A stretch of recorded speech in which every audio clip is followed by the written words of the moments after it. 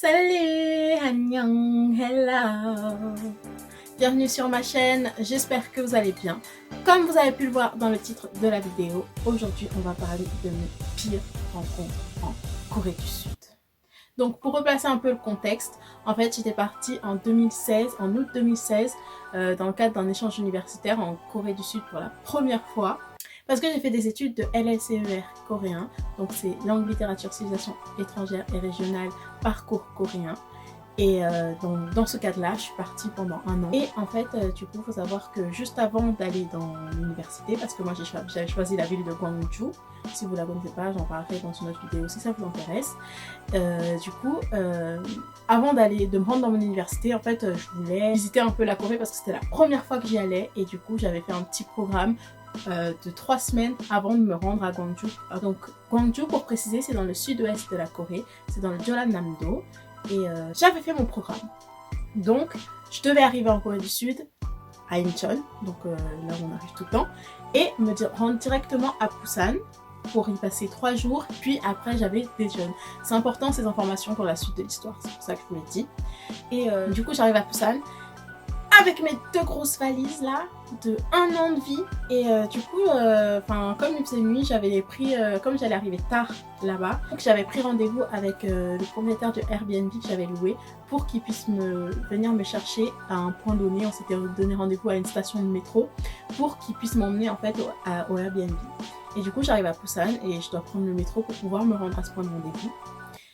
Et donc bon, déjà, je cherche le métro, je suis un peu en panique et tout, c'est la première fois que je voyage toute seule, non. Puis je trouve la bouche de métro et je vois, il y a une cinquantaine de marches à descendre. Et moi et mes 2 grosses valises là, en plus j'étais fatiguée du voyage. Enfin bref, pas d'autre choix, genre ce que je fais, c'est que je prends une valise, une après l'autre, genre je descends une dizaine de marches, puis je remonte, puis je redescends l'autre, puis je remonte et je redescends. Et genre, franchement, j'étais épuisée comme pas possible. Et du coup, est-ce avec peine et tout que je prenais les valises, que je les redescendais et tout. Moi, je m'attendais pas à ce qu'on m'aide, tu vois, mais enfin... Genre, c'était juste moi, j'étais en mode, oh purée, je suis fatiguée, je suis au bout de ma vie, premier jour.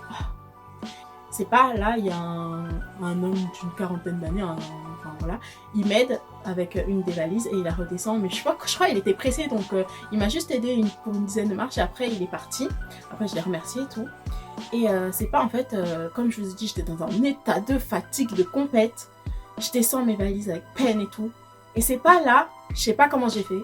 Je me suis tordu le pied en descendant une des valises et tout. Et là, c'est pas je vais tomber, je me dis oh waouh, je vois toute ma vie défiler devant moi et tout. Je vais dire je vais mourir ici dans mon premier jour en Corée et tout. Et je commence à Et à ce moment-là, parce que c'était la sortie des métros en fait, donc il y avait beaucoup de monde qui montait. Et genre, c'est pas à ce moment-là, il y a un salaryman d'une 30aine d'années, je pense, je dirais. J'étais en mode et lui, il était prêt à me réceptionner comme ça, avec les 2 mains comme ça. Et après, moi, je suis en mode mais au final, je sais pas par quel miracle, j'ai repris mon équilibre et tout. Au final, je suis pas tombée. Merci, parce que franchement, je serais tombée tellement mal. Je crois que je serais morte dans ces escaliers le premier jour. Mais au final, tout s'est bien passé, je suis pas tombée. Et je lui ai dit merci. Et après, il est parti. Et c'est pas, je continue ma galère des escaliers. Et là, tout d'un coup, t'as un adjoshi. Genre, je lui aurais donné une 60aine d'années par là. T'as un adjoshi en costard et tout, donc ça se voit, il vient de sortir de son travail. Et là, il me fait, il dit oh, je vais t'aider et tout, je vais t'aider. Alors, après, je lui dis oh, merci. Je suis trop contente parce que j'étais au bout de ma vie, comme je vous l'ai dit. Et il fait je vais t'aider. Alors, il prend une de mes valises et il redescend toute la fin d'escalier. Il devait me rester une 20aine de marches. Et en fait, il redescend toute la fin d'escalier avec ma valise. Et du coup, moi, je le suis avec mon autre valise et tout. On arrive à la fin et il me dit oh, tu vas où et tout. Alors, je lui fais oh, je vais à la station Tintin là. Et alors après il me dit ah d'accord, ben, je vais te guider, je vais te montrer c'est où, c'est le quai de métro là-bas et tout, donc on y va tous les deux au quai de métro. Donc on est au quai de métro et tout, après il me tape la discute et tout, il me parlait en coréen, donc moi, bon, ça va, j'avais étudié pendant 5 ans, le coréen, donc les conversations de base, ça allait. Et du coup, il me tapait la discute en mode, ouais, tu viens d'où? Après je lui dis, je viens de France. Il fait, ah mais qu'est-ce que tu fais là? Je lui dis que je viens pour un échange universitaire. Enfin bref, on se tapait la discute quoi. C'était bien, pour l'instant, moi je me dis, ah le monsieur il est trop gentil, il m'a aidé et tout, enfin merci. Et genre on attend le quai de métro, mais en fait, petit détail mais pas des moindres, pendant qu'il me parle et qu'il me tape la discute, en fait il a ma valise encore à côté de lui et il la tient avec la lance. Genre il tient la valise, genre il a pas lâché. Et moi je me dis, il va me la rendre quand le métro il va arriver de toute façon, donc voilà, je m'en suis pas souciée plus que ça. Donc c'est pas, le métro il arrive, on rentre dans le métro, il rentre dans le métro avec moi, tout en tenant ma valise comme si c'était la sienne. Après j'étais en mode, bon, d'accord, bon, il va me la rendre quand je vais devoir partir, quand je vais quitter le métro. Donc c'est pas grave, j'ai pas encore fait attention, j'étais encore, ok ça va. Et du coup, on est dans le métro, il me discute, je crois que j'avais 5 arrêts, un truc comme ça. Pendant les 5 arrêts, on discute et tout. Mais il commençait à devenir un peu collant et tout, enfin, ça devenait gênant. Et le fait qu'il voulait pas lâcher ma valise, ça commençait à me gêner vraiment. Parce qu'en fait, plein de fois, j'ai essayé de genre remettre ma main sur la lance là, pour lui dire merci, merci de m'avoir aidé, je vais récupérer ma valise. Et en fait, à chaque fois, il me disait, oh non, t'inquiète. Et du coup, j'étais en mode, ok. Je savais pas quoi faire, quoi. Enfin, je me suis dit, de toute façon, il va me la rendre, ma valise. Quand je vais descendre du métro, on a techniquement pas le même arrêt. Donc, il va me la rendre. Du coup, on passe les 5 arrêts, on discute, nanana. C'est mon arrêt. Là, il me dit, ah, bah, je descends aussi, là. Après, je suis en mode, oh non, enfin, il est gentil le monsieur, mais bon, là, ça devient gênant, quoi. Donc après, c'est pas, on descend ensemble et tout. Et après, je lui dis, ouais, bon, ben, moi, il faut que je trouve la sortie 2. Il faut que je trouve la sortie 2 parce que j'ai rendez-vous avec le monsieur qui doit venir me chercher à la sortie 2. Et du coup, t'as et tout, quand il descend du métro, il a encore ma valise. Il a encore ma valise, il a pas voulu me rendre ma valise. Chaque fois j'essayais de reprendre ma valise, limite il me jetait la main un peu et il me disait t'inquiète, je vais t'aider. Et genre il lâchait pas ma valise, tu vois. Et du coup on descend du métro. Et après je lui dis bon bah merci beaucoup de m'avoir aidé, maintenant je vais aller à la sortie 2 et tout, merci. Et là il fait oh mais t'inquiète je t'accompagne. Toujours avec ma valise dans ses mains.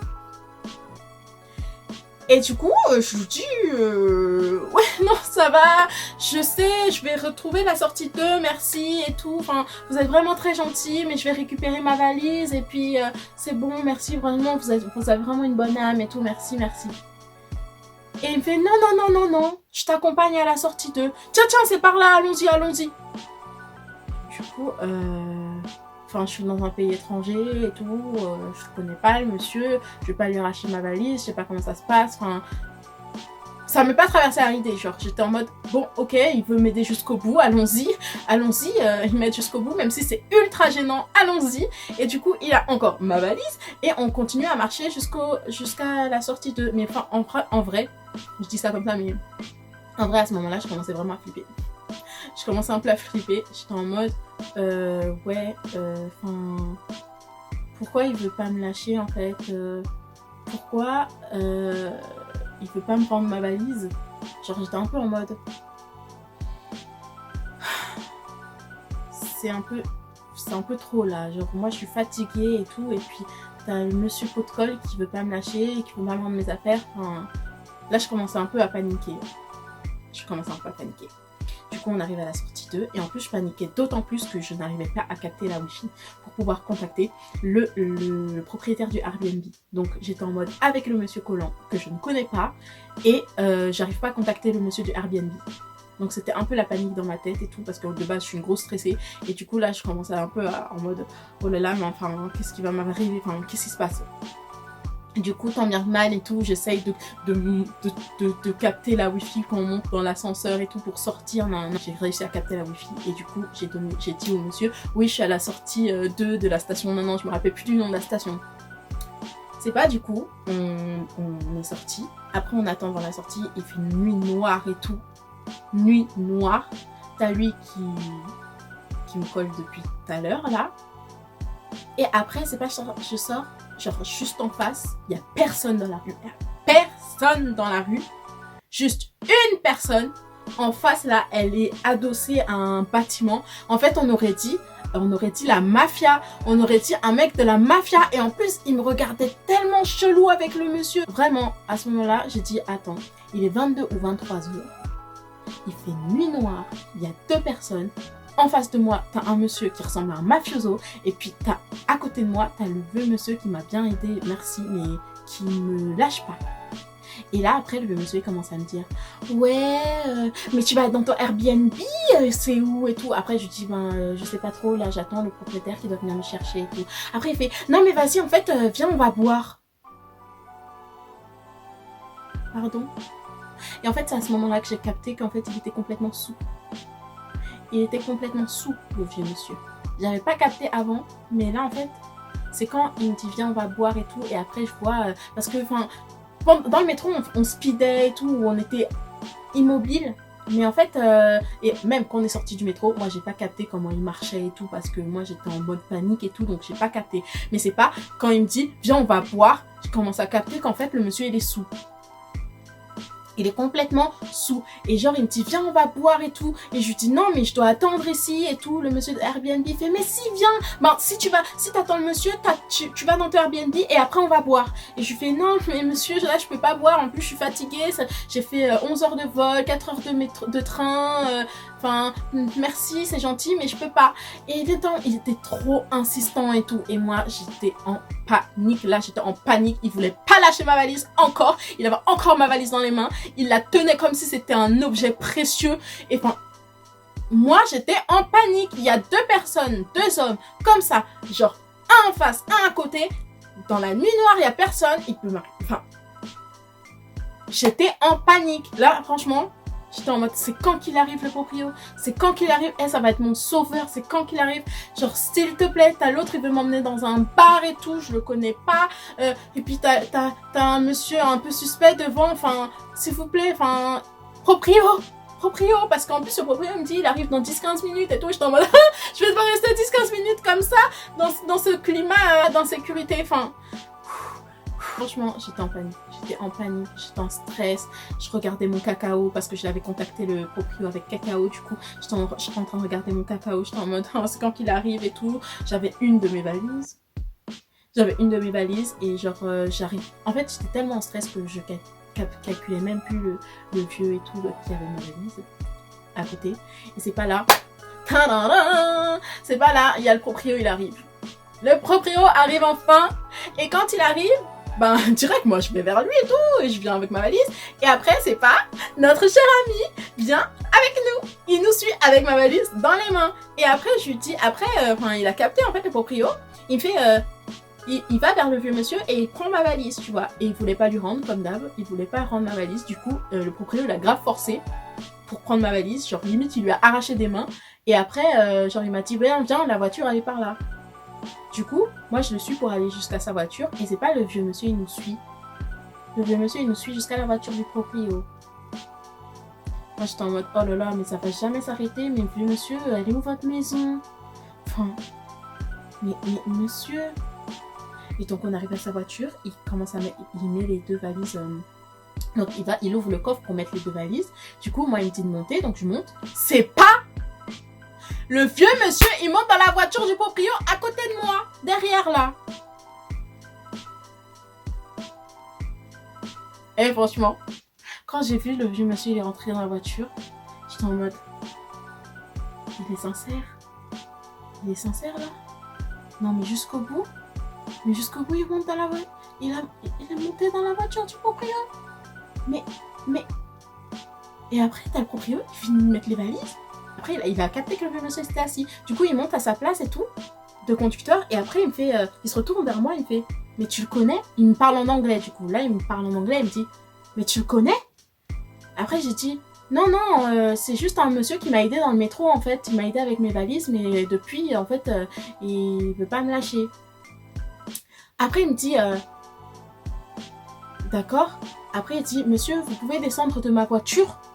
Et après le vieux monsieur il dit, non, non, mais c'est mon ami, on se connaît, c'est mon ami, on doit aller boire après et tout. Après, je lui fais, ah non, non, non, moi je le connais pas, monsieur, je le connais pas, c'est vraiment, le monsieur il m'a aidé dans le métro et moi je le connais pas d'avant, genre je le connais vraiment pas. Et le vieux monsieur il insistait en mode, mais si, c'est mon ami, allons-y là, c'est mon ami. Et moi j'étais en mode, non, c'est pas mon ami, je ne le connais pas.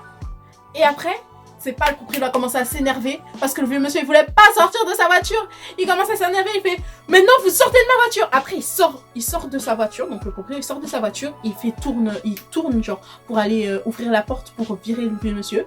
C'est pas, il ouvre la porte et tout, il dit au vieux monsieur vous sortez de ma voiture. Le vieux monsieur il sort pas, il est là comme ça, la tête droite devant lui et il dit c'est mon ami, je reste.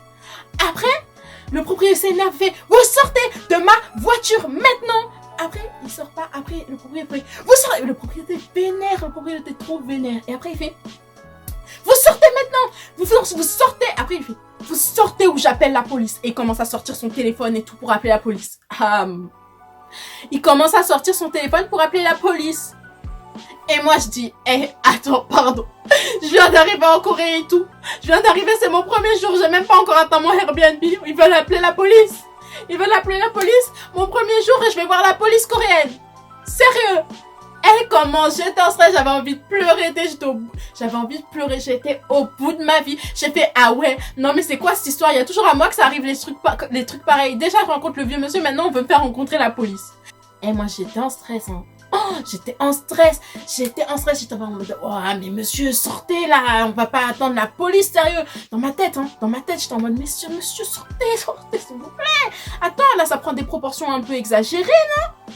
Enfin bref, j'étais en train de dire ça dans ma tête, pardon. Et genre t'as le proprio, il sort son téléphone, il dit je vais appeler la police, vous sortez. Et c'est pas quand il a menacé d'appeler la police, le monsieur il est sorti en mode non. Il sort, après il se rarrange le pantalon et tout, et il reste debout devant à côté de la voiture. Et après, t'as le proprio, il rentre dans sa voiture et il me dit oui, faut faire attention et tout, surtout quand on est une fille, nanan et tout. Après, j'ai dit oui et tout, je l'ai remercié de l'avoir chassé. Et après, il m'a amené au Airbnb, j'ai pu me reposer. Et franchement, j'ai passé 3 jours super à Busan. Donc voilà, c'était ma première pire rencontre en Corée du Sud, parce qu'il y en a une deuxième et dernière que je raconterai dans une prochaine partie. Voilà. Merci d'avoir regardé ma vidéo. J'espère que ça vous aura plu, que ça vous aura diverti. Moi, j'ai aimé raconter mon histoire. En tout cas, c'est tout pour moi. Ciao, ciao. Ciao, ciao.